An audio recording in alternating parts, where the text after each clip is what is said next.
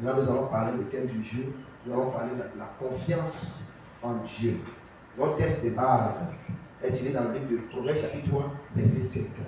Proverbes chapitre 3, verset 5. Proverbes chapitre 3, verset 5. Donc, thème du jour, la confiance en Dieu. Tiré du livre de Proverbes chapitre 3, verset 5. Alléluia. Amen. La Bible nous dit, confie-toi en l'Éternel de tout ton cœur et ne t'appuie pas sur ta sagesse. Alléluia. Oui, confie-toi en l'Éternel de tout ton cœur et ne t'appuie pas sur ta sagesse. Ne t'appuie pas sur ton intelligence. Alléluia. Qui peut nous expliquer ce que ce verset dit à sa manière? Alléluia. Le thème c'est la confiance en Dieu. Qui peut nous expliquer ce que ce verset dit? Ta manière. Alléluia. On se dépêche. Tu peux me donner le micro si quelqu'un veut expliquer à sa manière. Confie-toi à l'Éternel Dieu de tout ton cœur et ne t'appuie pas sur ta sagesse. Ne t'appuie pas sur ta force. Ne t'appuie pas sur ton intelligence. Alléluia. Amen. Oui, qui veut nous parler quelque chose? Confie-toi à l'Éternel, oui. Selon mon opinion, quand le verset nous dit comme ça, confie-toi à l'Éternel, ton Dieu, et ne t'appuie pas sur ton intelligence, c'est important. C'est pour nous faire comprendre que de par tes propres forces, tu peux aller vite. Mais si tu as foi en Dieu, si tu fais confiance à Dieu, que tu te confies à lui de tout ton cœur, tu iras plus loin. Bien, très bien. Très bien. Mais quand toi tu vois ta vie là, est-ce que tu fais confiance à Dieu? Pourquoi? Lève-toi. Et c'est pourquoi j'ai dit que tout un chacun doit expliquer le verset. Parce que ce que le verset dit là, c'est pas ce que vous faites. Ah oui? Manuel. Quand toi tu vois ta vie là, est-ce que ce que le verset dit là, c'est que tu le fais? Pourquoi tu ne le fais pas? Pourquoi tu ne le fais pas? Parce que à un certain moment aussi, je me suis dit que par moi-même, je pouvais peut-être aller loin. Par toi-même. Ça fait combien d'années que tu es chrétien? Ça fait combien d'années? Il y avait combien d'années comme ça? Il y a longtemps. J'ai plusieurs fois regardé, donc là, je ne peux pas. Tu as arrêté de regarder. Ah bon? D'accord. Amen. Qui d'autre encore? Oui, je t'écoute. Ici, je comprends par là que oui. Je ne me suffis pas. Oui. Voilà. Et que ma sagesse est limitée. Donc, c'est pourquoi j'ai besoin de me mettre entièrement dans les mains de Dieu. Est-ce que tu le fais? Comme tu le dis que tu en poses. Dans ta sagesse est limitée, est-ce que tu le fais? Oui. Hein? Comment tu le fais?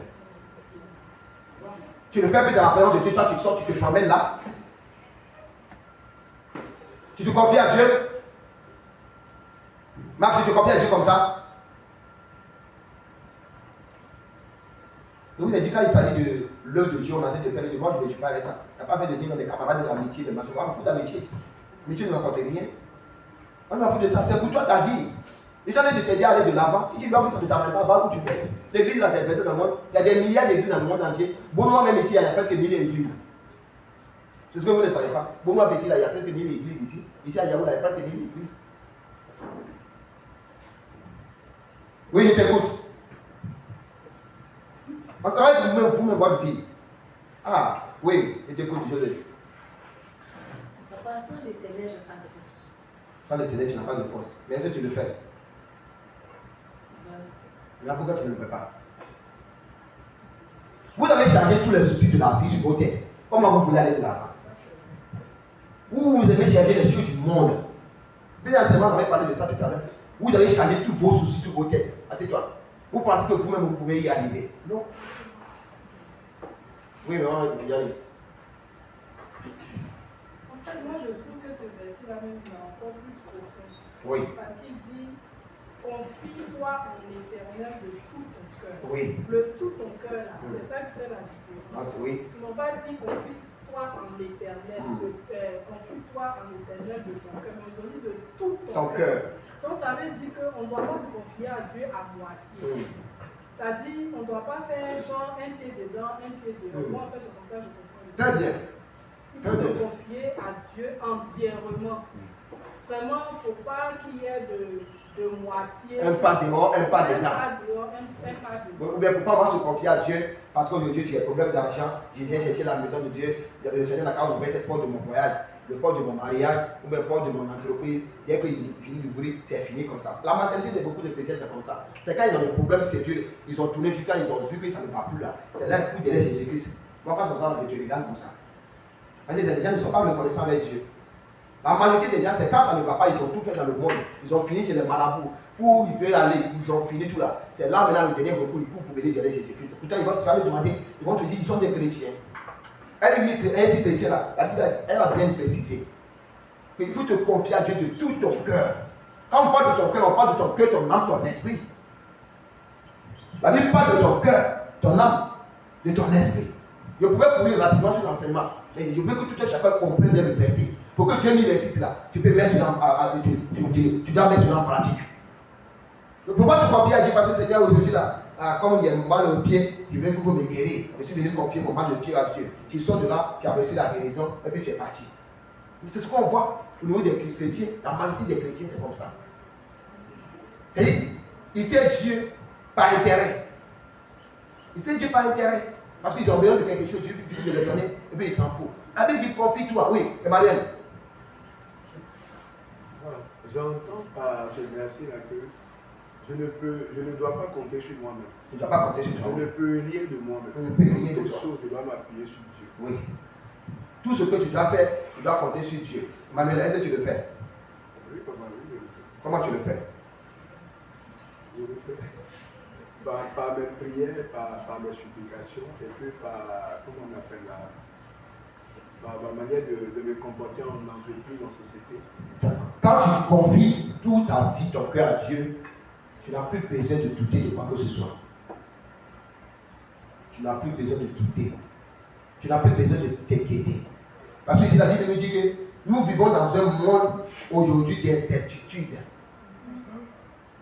C'est ce que la Bible me dit ici. Et aujourd'hui, nous vivons dans un monde d'incertitude.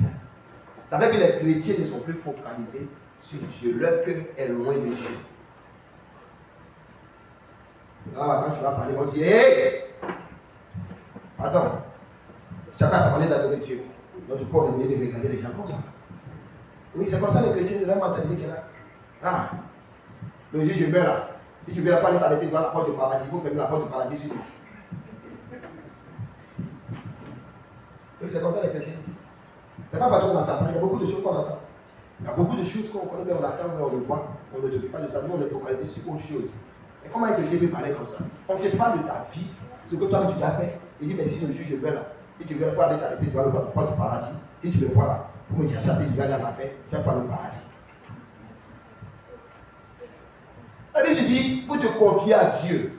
Parce que nous sommes dans un monde d'incertitude et il y a tout qui se passe dans le monde entier.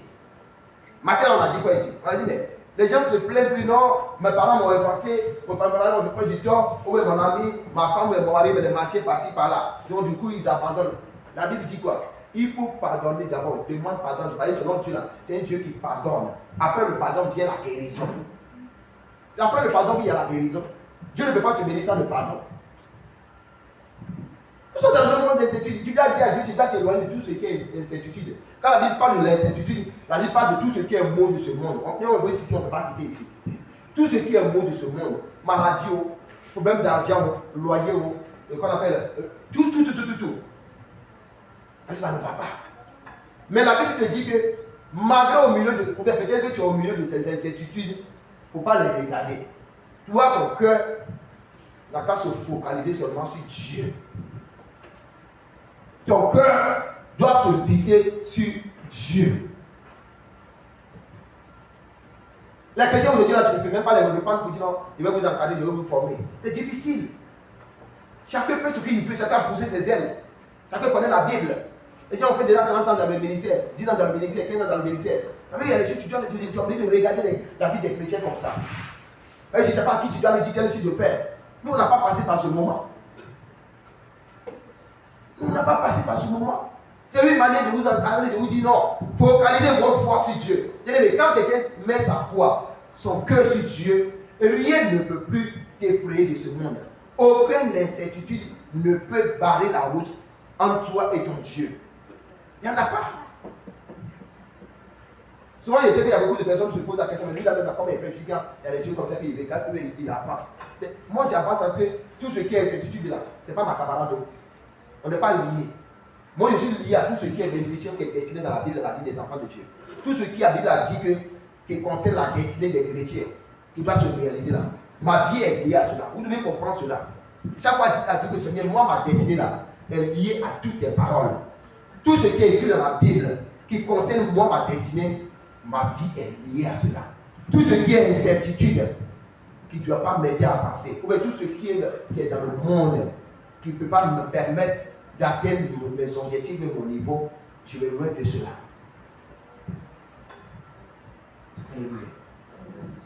Ça fait mal au cœur. De voir les chrétiens de Dieu sont malades, au lieu de décréter dans la présence de Dieu, chercher la part de Dieu pendant des jours, les gens préfèrent dépenser l'argent du cas. Puis au finish, quand il n'y a plus d'argent maintenant, c'est là maintenant ils soulèvent malade pour venir déposer dans la maison de Dieu. Quelqu'un qui a envie de mourir, qui n'a qu'à venir crier, fire.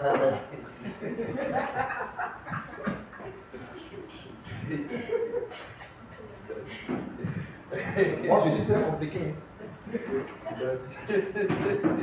Yori avait pour me faire tout. Je suis très sale dans ma tête. Il y a des choses que j'évite. Si vous dites que les appels que je reçois tous les jours, si je vais avantager les gens ici, tous les jours, ça allait être rempli, tous les gens allaient être malades. Moi, David. Je préfère me reposer chez moi aussi à la personne avec ma famille. Quand il est l'heure de la prière, tous sont sur le lit. Je travaille avec la sagesse. Même de dire, on est venu trouver, on va partir laisser.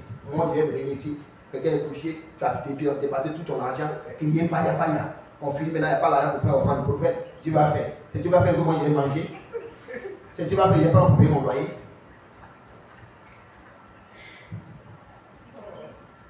Il va te dire qu'il est déjà pendant des années. Bien aimé. Ce matin, l'enseignement, ça là.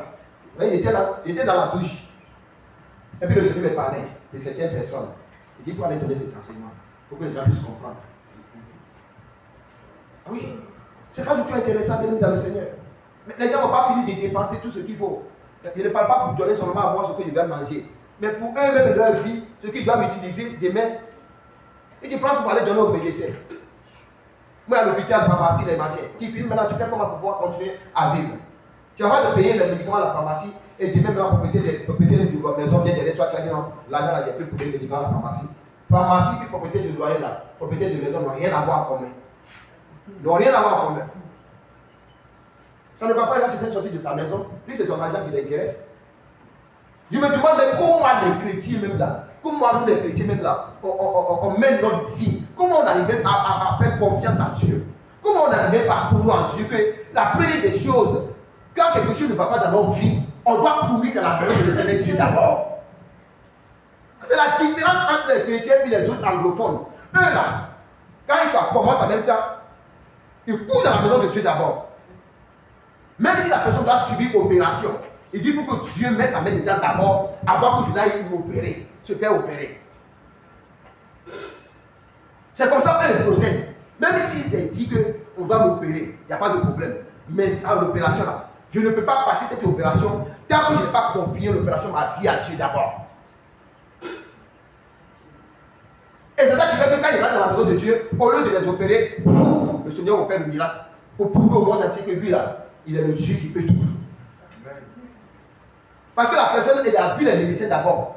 Il dit il y a les médecins, des médecins, docteurs, des docteurs, par excellence. Il faut que moi j'aille chez lui d'abord. Ce que lui va me dire là, c'est ce que je vais faire. Si je lui dis il faut forcément qu'on m'opère, il n'y a pas de problème. Mais si lui n'a pas dit cela là, c'est qu'on ne va pas me toucher. C'est qu'on ne va pas me toucher. Qu'est-ce qui vous empêche à ne pas faire confiance en Dieu 100%? On est là, on court avec nos propres ailes, à cause des choses de ce monde. On court pour les choses inutiles. Les choses qui n'ont pas de valeur, qui n'ont même pas de sens, qui n'ont pas d'importance. Fais-le dans le Seigneur. Il faut faire confiance en Dieu. Si tu mets ta foi en Dieu, ton cœur, et puis tu confies ton cœur à l'éternel Dieu, ton cœur doit confier à Dieu. Quand il parle de ton cœur, il parle de tout ce qui t'appartient. Là, tu dois adorer Dieu, tu dois célébrer Dieu, tu dois te reconnaître Dieu dans les bons moments comme dans les mauvais moments. Nous les chrétiens, le jour ça va on crie là, hé Jésus, tu es bon, adorez Jésus, amen, acclamez Jésus, amen, acclamez Jésus, amen, alléluia, amen. Le jour tu ne vas pas là, quand tu parles à Zito, je suis fatigué de l'église. Je suis fatigué de l'église, c'est ça. Je ne sais pas si c'est là où il est, puis je l'avais déjà fatigué. Je me pose la question, est-ce que ça vaut la peine encore d'aller à l'église? Je me pose la question, est-ce que ça vaut la peine d'aller à l'église? Je dois dire, est-ce que tu fais ça à moi? C'est à toi-même que tu fais ça? Tu ne fais pas ça à quelqu'un. L'église, on ne force jamais quelqu'un à aller à l'église. On ne force jamais quelqu'un à aller à l'église. Est-ce qu'on n'arrive pas à missionner non plus de quelqu'un pour tirer pour aller à l'église? Non. L'église, tu vas à l'église, c'est pas ta propre volonté, pas ton choix. Si ça te plaît, tu le fais, tu ne le fais pas. Ça n'engage que toi. Alléluia. Et la Bible nous dit ici que nous sommes dans un monde rempli d'incertitudes. La peur de l'avenir, l'instabilité, famille, finances, santé, relations. Et les gens aujourd'hui, ils rentrent dans les relations. Les jeunes filles, on se soucie encore de mariage. Moi, je me soucie de mariage. Mariage de pauvreté, toi-même, tu n'as rien. Toi-même, tu n'as rien. Et puis moi, je vais aller mourir dans le mariage de pauvreté. Pourquoi? Quand vous le dites, tu l'as dit que mes filles ici, là. Si vous voulez aller vous marier avec les pauvres, là, ça n'engage pas beaucoup, c'est votre problème. Ça, c'est votre problème qui est là. Mariage de pauvreté, tu es dedans, tu chicotes ma tête, tu dis, je l'aime mort. Je l'aime mort. Je l'aime mort. Tu l'aimes encore. Tu l'aimes encore. Hein? Comment tu l'aimes? Et quand tu aimes, tu ne suis pas le fruit de mariage de bonheur aussi, et puis tu dis tu l'aimes. Et quel que ça? Ce cœur-là, pour donner ce cœur à Jésus, tu as donné à un homme, l'homme te chicote ma tête, tu dis tu l'aimes. On dit, il faut aimer Jésus-Christ. Donne ton cœur à Jésus-Christ, quand tu t'as donné ton cœur à un homme. Il va te tuer, Jésus va s'asseoir là-bas pour te regarder, il va se sourire comme ça, il dit, regarde, moi, je t'ai dit de me donner ton cœur. Tu as compté sur l'homme, voilà ça, le résultat qui est là. Alléluia. Les chrétiens, tu vois, quand tu écoutes, mais quand tu les reçois, et puis les gens parlent, puis tu écoutes leur manière de réagir, pas leur manière de fonctionner, tu te poses la question, mais est-ce que moi et puis là, on est quitté du même monde? Est-ce qu'on est issu du même monde? Est-ce qu'on est sorti du même ventre que Jésus-Christ? Je me pose la question souvent, est-ce qu'on est sorti du même ventre? Est-ce que nous tous on est sortis du ventre de Jésus-Christ?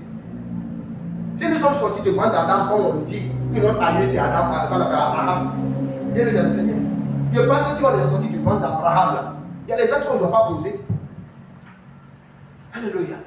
Il y a des actes qu'on ne doit pas poser. La Bible dit que l'homme qui a trouvé une femme a trouvé son bonheur. Si la Bible te dit que la femme là c'est le bonheur, moi je suis le bonheur, puis il y a maintenant me mettre dans la main d'un homme, il va me chicoter matin, midi, soir. Donc je ne connais plus la femme de mon bonheur alors. Les femmes, ce sont les bonheurs.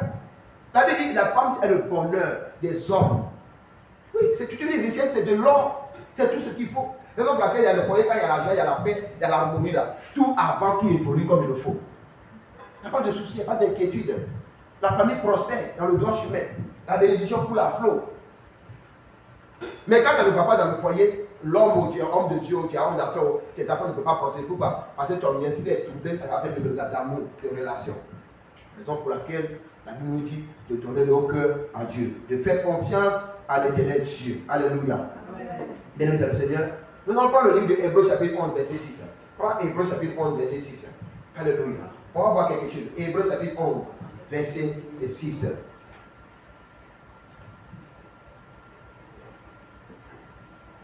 Si je te pose la question tout à l'heure, quand ça ne va pas dans ta vie là, tu fais confiance à qui? Tu peux me dire quoi?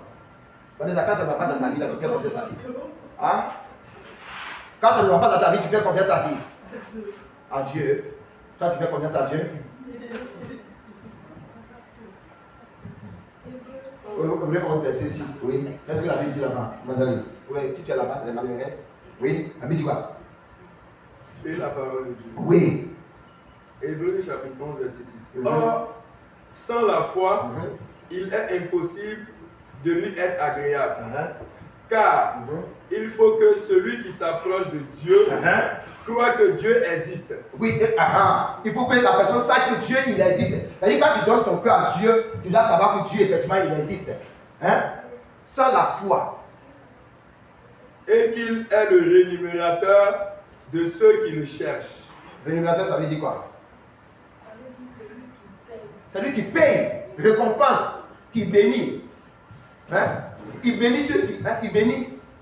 Tu ne peux pas donner un Dieu comme ça qui bénit, il te dit non, la Bible nous dit seulement qu'on donne nos cœurs à Dieu. Qu'on croit en lui. Croire, c'est faire confiance à Dieu, c'est la foi. Croire en Dieu, aie foi en Dieu, faire confiance à Dieu. Croire qu'effectivement c'est un Dieu qui existe, il est réel. Tout ce que la Bible te demande, il dit de croire seulement, faire confiance. Le reste, la Bible va le faire, et puis ça aussi, c'est compliqué pour nous les chrétiens. Vous voyez? Ça aussi, c'est très compliqué pour nous les chrétiens. Est-ce que ça, on a besoin de prier derrière les gens, pour que les gens mettent la parole de Dieu en pratique? Est-ce qu'on a besoin de prier? La Bible nous dit de croire seulement, faire confiance. Pour relire le verset. Et puis Dieu va faire le reste. Mais nous, on complique les choses. Moi, je ne comprends pas. Oui. Or, sans la foi, sans la confiance, il est impossible de lui être agréable. Sans la confiance, si tu ne fais pas confiance à Dieu, ça sera difficile. Oui, continue.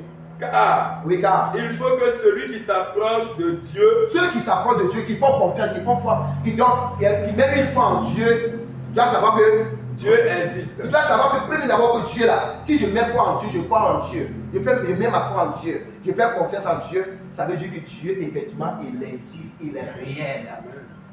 Et ce que je veux là, il va le faire. Oui. Amen.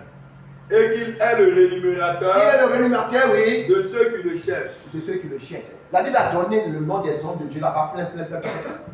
Au même chapitre là, il a donné le nom des hommes de Dieu qui ont cru, qui ont fait confiance en Dieu. Et ils ont vu le résultat.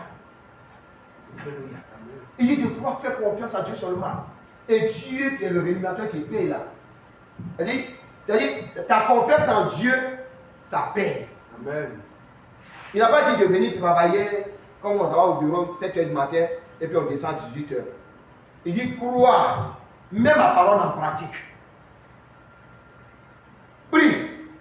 Dis-toi que tout ce qui va t'arriver dans ce monde-là, moi ton Dieu là, je suis là, c'est moi, je suis ton Père, je suis tout pour toi. Et en retour, moi je te paye. Tout ce que tu dois faire, il faut le confier. Tu me confies tout et mon Dieu, je prends tout en charge. Et je te paye. La Bible dit que les bénédictions de Dieu n'est suivies d'aucun chagrin. C'est pas comme si tu vas aller chez le petit Dieu et tu dis non, je suis venu faire un peu ici, si tu permets que mes plantations ça réussisse, l'année prochaine, je vais venir donner telle chose. À un moment donné, le petit va se lever contre toi. Il va envoyer, qu'on appelle les sauterelles dans la plantation pour dévorer tout. Non, non, Dieu quand il bénit, il bénit. Peu importe ce que Dieu te donne dans la fidélité, au fur et à mesure, il élargit tes portes, il élargit jusqu'à ce que ça devient un grenier. C'est comme ça Dieu bénit. C'est à cause de manque de foi, de confiance, de fidélité. Et ça qui fait que les chrétiens, la parole de Dieu, on n'est pas bénis. Le Seigneur, quand Dieu le met, quand Jésus-Christ est là, il vous parle des choses, les gens se lèvent, ils ne mettent pas ça en pratique. Mais comment vous voulez que Dieu puisse vous bénir? Pourquoi vous voulez que Dieu ne va pas vous bénir? Si toi-même qui viens en Christ, tu ne sais pas que Dieu là, c'est un Dieu qui paye, c'est un Dieu qui est béni. C'est ton problème. Nous, on a pris 8 ans, 10 ans pour chercher la part de Dieu, pour briser les fondements maléfiques de nos maisons, les fondements de vaudou, les fondements de sorcellerie là. On a pris le temps pour briser. Parce qu'on sait qu'il y a quelque chose de devant qui sera meilleur demain. Les humiliations, moqueries, tout ça là-bas, on s'en fout de ça. On n'a pas regardé. On nous pleurait devant la parole de Dieu, Seigneur. C'est un Dieu qui bénit. Tu dois me bénir, tu dois me bénir. Change mon histoire, change ma destinée. J'ai mis la foi en Dieu. La confiance de Dieu là, ça pèse. Quand tu mets confiance en Dieu, tu mets en Dieu là. Ça paye, tout ou tard, ça paye. Alléluia. Les gens disent qu'ils n'ont jamais vu quelqu'un qui a fait mis confiance en Dieu, comme qui a fait confiance en Dieu, et puis il est sorti dans la pauvreté. Il n'y en a pas. Hein? Moi, je n'ai jamais vu un homme qui a cru en Dieu, qui a mis sa foi en Dieu, et il est sorti pauvre.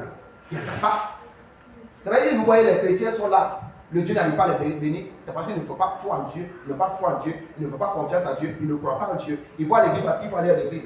Dès qu'il y a une certitude, tu les vois comme ça, leur foi, ça vacille. La confiance, ça vacille par-ci, par-là. Ils se posent la question. Est-ce?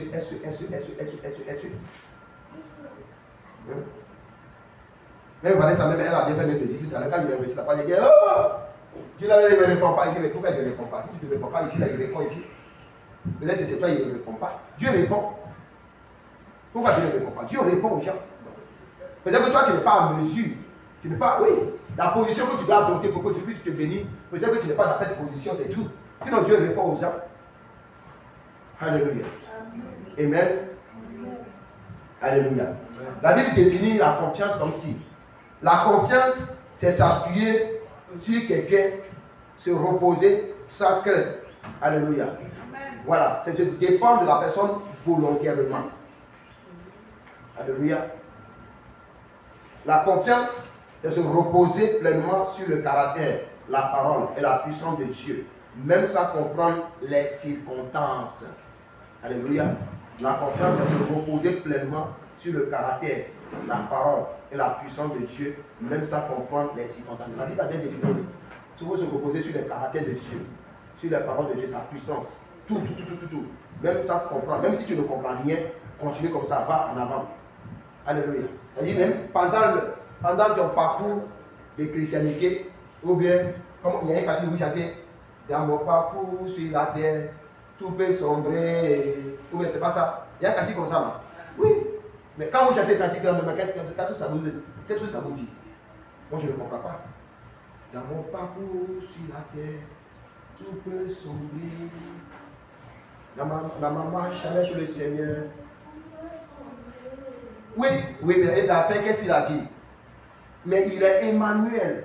Il est le Dieu qui n'abandonne pas. C'est-à-dire, avec Christ, tout peut arriver. Tout peut arriver. Oui, tout peut arriver. Mais c'est les choses qui arrivent pour tester notre foi souvent. Après le test, maintenant, ça doit nous donner l'élévation. Parce que nous ne voulons pas faire face au test. Raison pour laquelle on est affaibli par le test. La maladie, les épreuves, les problèmes par-ci, par-là. Alléluia. Amen. Il faut prendre le Jérémie chapitre 17, verset 5 à 7. Jérémie 17. Jérémie 17, verset 5. Jérémie 17.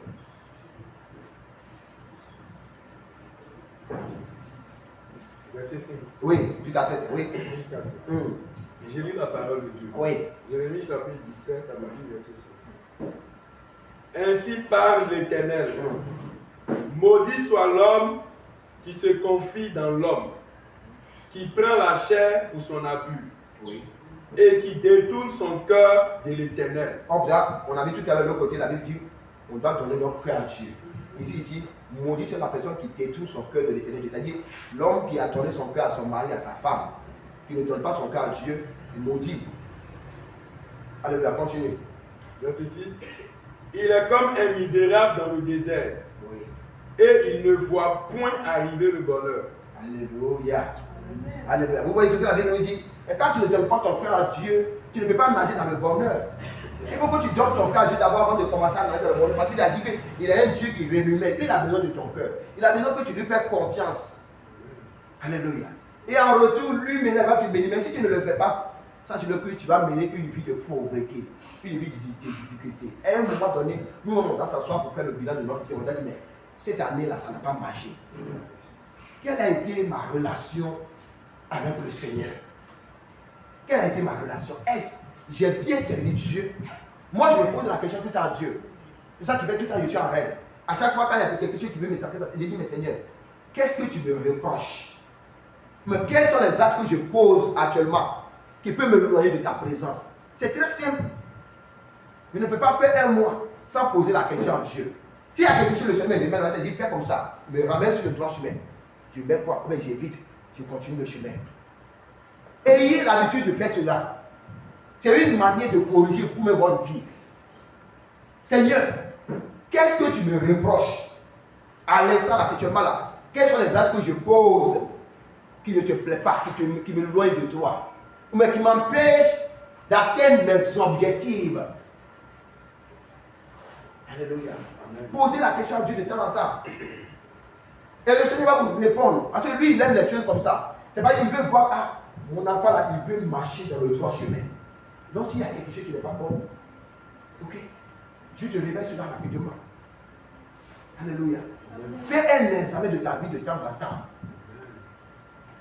Il ne faut pas aller pécher, venir demander, me mettre à genoux, me dire, Seigneur, je te demande pardon, je n'ai pas envie de le faire, mais comme il m'a poussé, il m'a forcé un peu là, j'ai fait un peu, je te demande pardon. Non. Toi, mais pour faire un examen de ta vie tout le temps, Seigneur, je te demande pardon. Je te demande pardon. Révèle-moi toutes les actes que je pose. Ou bien peut-être que tu as insulté, que tu as parlé à quelqu'un sans s'en rendre compte que tu as offensé la personne. Dieu peut se révéler à toi pour dire non, voilà la manière dont tu as parlé, c'est pas comme ça on parle. Oui, Emmanuel. Il habite les lieux brûlés du désert. Alléluia. Une terre salée et sans habitants. Alléluia. C'est ta vie, la vie de la personne qui ne. Une personne qui ne met pas sa confiance en Dieu, c'est comme ça sa vie est. Alléluia. Prends 2 Timothée. Prends 2 Timothée. Prends 2 Timothée 2, verset 13.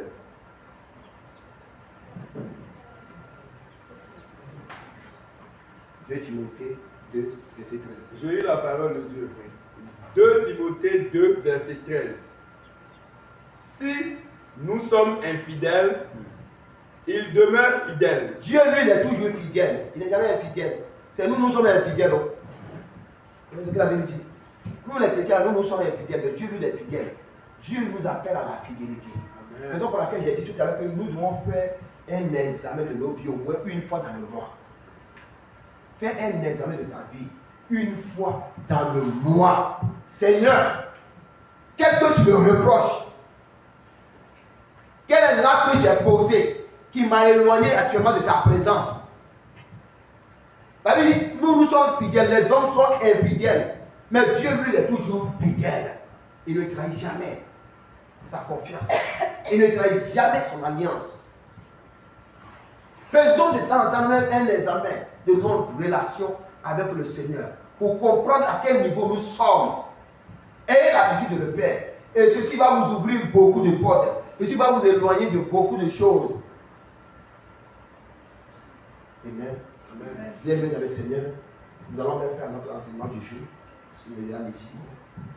Que la grâce et la faveur de Dieu demeure sur chaque personne ce matin. Amen. Le Seigneur nous exhorte à lui faire confiance, à croire que c'est lui le Dieu qui nous a appelés, le Dieu qui nous a créés, le Dieu qui rémunère, qui bénit.